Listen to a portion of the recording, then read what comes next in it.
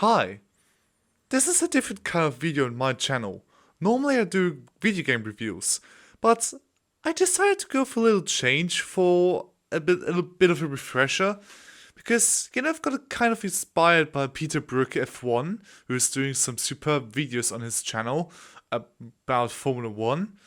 And, I didn't want to do an F1 style video because there are too many F1 channels in the world of YouTube, including, of course, Peter Brook, Josh Brevell, the movie Chicane, or guys like Aldas or Tomo.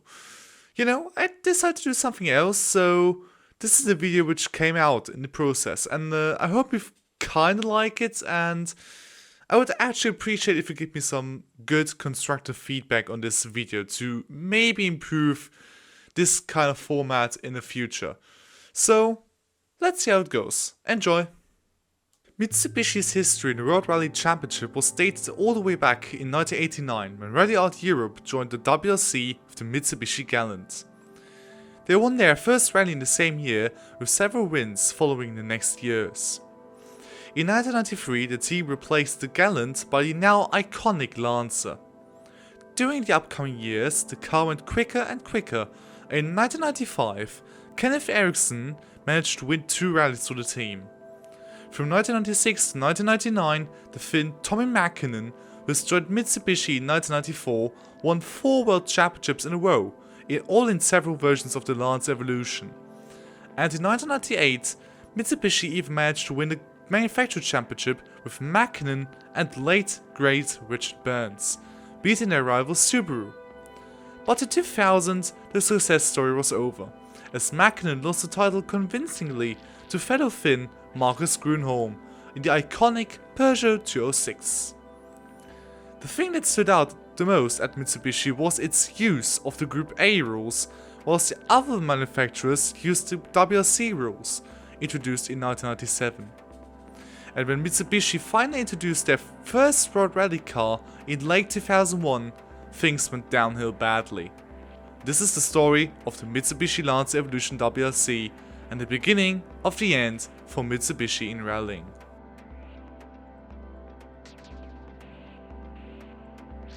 Before we have a look into their results from their WRC car, let's have a short look into their 2001 season up to that point. They began the season using an updated version of the Evo 6, badged Evo 6.5, which was their very last update on their Group A car. Mitsubishi's 2001 season started well, with a win from Tommi Mäkinen in Monte Carlo and a 6th place finish from Freddie Loix. In Sweden, Mäkinen threw away a 2nd place finish by losing his car and hitting a tree.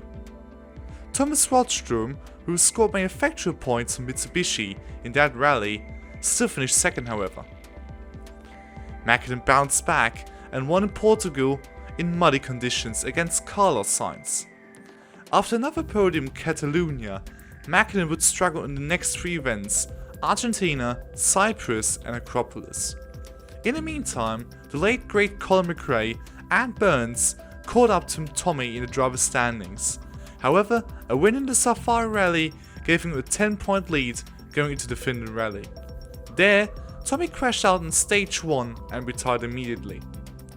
Meanwhile, Mitsubishi's manufacturer championship hopes were also fading, as neither Loix or Tony Gardemeister could score the points needed for the title.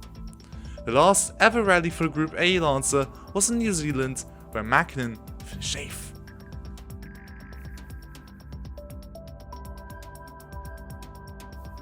With 4 rounds left to go, Mitsubishi introduced their first ever World Rally car, the Mitsubishi Lancer Evolution WRC.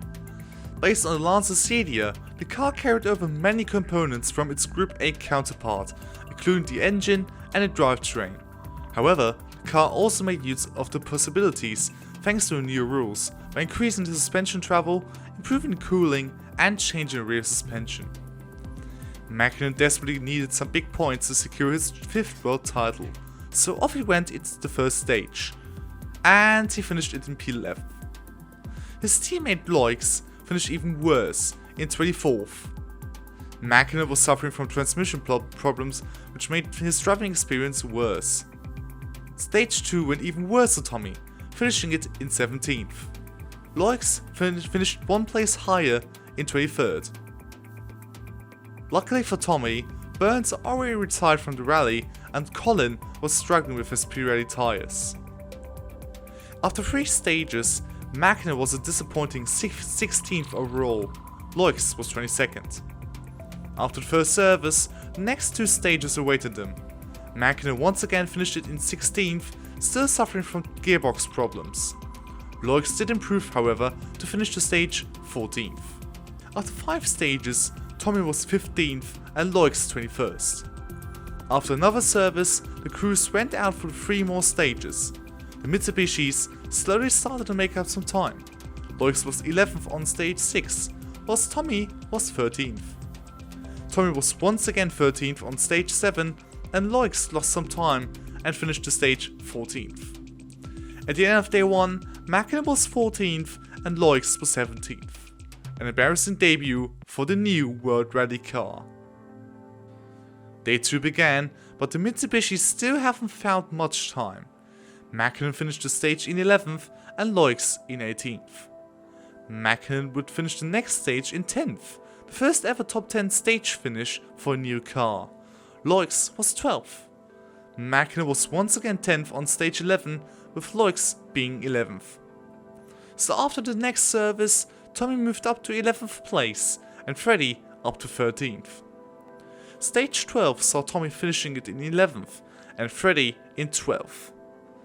And before the next service, the 2 Mitsubishis remained in 11th and 13th overall. Tommy would finish stage 14 in 8th place and Freddie in 13th. At the end of day 2, Tommy and Freddie would remain in 11th and 13th. Day 3 started with a decent performance from the Mitsubishis, as Tommy Mäkinen finished the stage in 5th and Freddie Loix in 9th. On stage 18, normality resumed, as Freddie finished the stage in 12th and Tommy in 13th. On stage 19, Mäkinen finally retired due to a collision with a wall, resulting in a loose tyre. That left Loix as the sole remaining Mitsubishi, and in the end, he finished the rally in 12th. A disappointing start for a new car.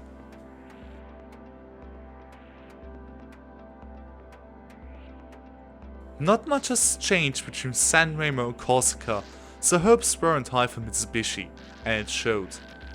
Mäkinen finished stage 1 11th and Loix 73rd overall after he suffered a puncture. And stage 2 didn't look much better for Tommy. He finished the stage in 10th, Loix in 17th. Stress also in the Mäkinen camp. Yeah. Our shakedown was so short, it was no time to do enough. The balance is absolutely gone. It is car is disaster. It is very, very difficult to do. Very, very difficult to drive. It's doing everything. Beginning it's a little bit understeering and then it starts oversteering. It's great. But on stage 3, the car seemingly worked better for Tommy, as he was joint 5th with Richard Burns. Freddie was 14th. Before stage 5 started, Mäkinen was 8th overall and somewhat confident he could score a point, whilst Loix had to recover 34th. But on stage 5, disaster struck. Mäkinen clipped the inside wall and rammed a stone wall, rolling the car and nearly falling down the cliff.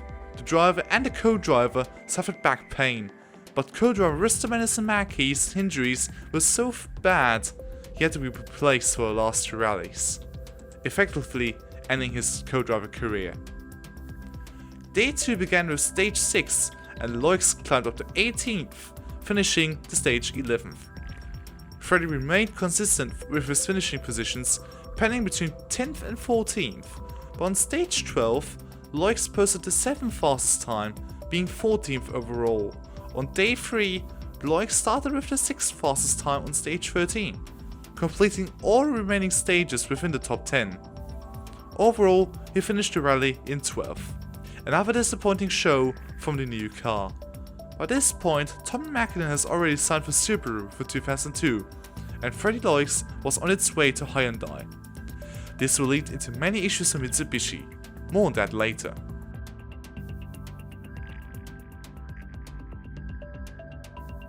Round 30 of the championship was back in gravel with the Rally Australia, a rally where Tommy has enjoyed much success in the past. But in 2001, things looked very different. He had multiple problems. His back was still hurting, he had to suffer from an unproven car, and he had to get used to a new co-driver with Timo Hantunen having the difficult task of guiding Tommi Mäkinen to some very big points he desperately needed at that point. At this point, the departure of Freddie Loix was confirmed, and for 2002, the team signed Ford driver Fonso Delacour and Hyundai driver Alistair McRae to drive their World Rally car. The first stage, a Super Special, saw Loix finishing 15th and Mäkinen 17th. On stage 2, however, the battle really began. Mäkinen finished the stage 7th and Loix 11th, a sign that things went up. Before service, Mäkinen and Loix remained 7th and 11th. On stage 4, Tommy and Freddie were largely in the same positions, 7th and 12th.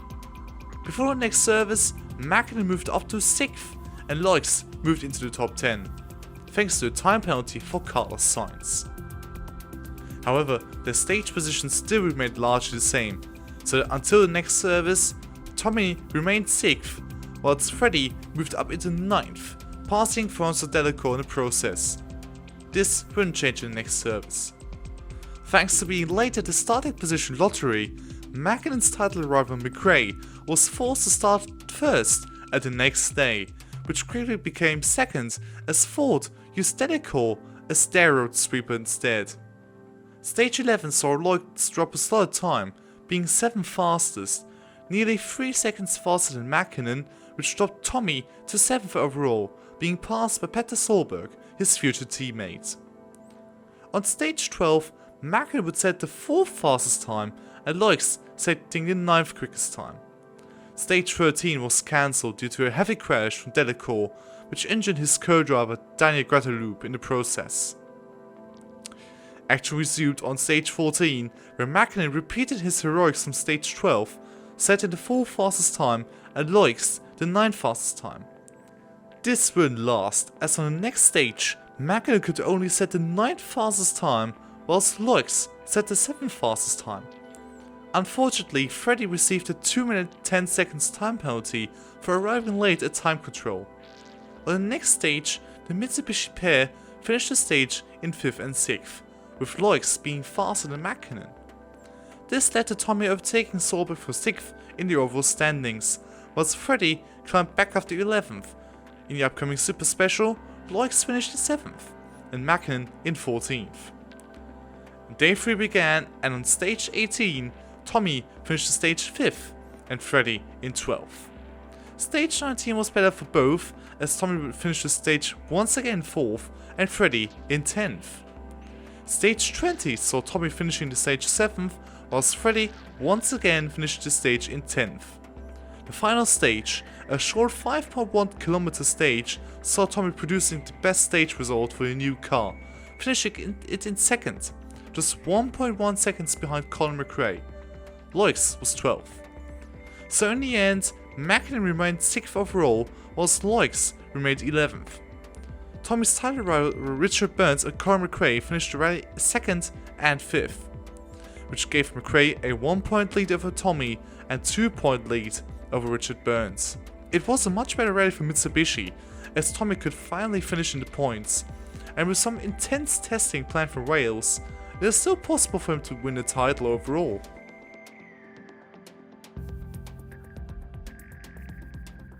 The final rally of the season was the Wales Rally GB, another gravel event where everything was still to play for. It would be Mäkinen's and Loix's final rally for Mitsubishi, so of course they wanted to produce a good result at the end, as they were still fighting against Subaru in the Manufacturers' Championship for 3rd place. The rally started with the Cardiff Super Special. Loix finished it in 15th, whilst Mäkinen hit the wall multiple times and only managed 18th. Stage 2 was the time where it mattered. Has Mitsubishi fixed the issues presented in the past rallies to give both drivers a competitive car? And could Tommy fight against Colin and Richard for the title? We will never know if it was possible, as during the stage, Mäkinen clipped the stone, not marked the pace notes, breaking the suspension and sending Mäkinen into retirement. Luckily for Mitsubishi, Peter Solberg retired as well from a mechanical issue, so that the Subaru team had one man less to fight for third in the Manufacturers' Championship. Loix finished the stage in 13th. Stage 3 saw minimum improvements as Freddy managed to finish 12th. Same thing on stage 4, but he still moved ahead of Bruno Thierry in the Skoda for 10th overall. After the service break, he seemed to have improved as he finished stage 5 in 7th. Same thing on stage 6, but he would incur a 50-second time penalty for being again late at time control. This would dampen Freddy's confidence as he would claim the 6th fastest stage time to recover from 12th overall back up to 10th. Stage 8 saw Freddy claiming the 10th fastest time again, finishing the day in 10th. At the start of day 2, Freddy would set the 5th fastest time, but he would get yet another time penalty for being late at time control. He wouldn't finish the rally either due to a mechanical issue, ending his disastrous time in Mitsubishi at a low. At the end, Macklin would lose the title against Richard Burns by 3 points and would finish in 3rd overall, 1 point behind McRae, having scored 41 points, 40 of them in the old Group A Lancer. Loix would finish the season 13th overall, having scored only 9 points, all of them in the Group A Lancer. So, if you look into every single stage result, you can definitely notice a drop of pace. And when watching on-board footage of the car, you will notice how tough it must have been for the drivers to drive it. Apparently, the car was only suited for Tommy's driving style, which made things even worse when you saw how bad Tommy's stage times were in a World Rally car.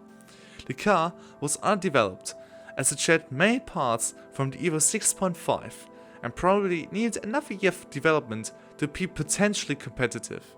However, Mitsubishi Rally Art started the development of the car too late, so that they were fully underprepared for the last 4 rallies of the season. Macklin later claimed that he could have won the title with the old Group A Lancer, but they weren't allowed to use it anymore. And honestly, I think he could have, seeing as even in 2000, Tommy was still able to compete with his Evo 6 against the others in the asphalt and gravel events. Now, if you're thinking that things will surely look better in 2002, be prepared for a long journey through a disastrous season from once dominant force. Join us again for part 2 of this long journey until the end of Mitsubishi's WRC operations. I'll see you later.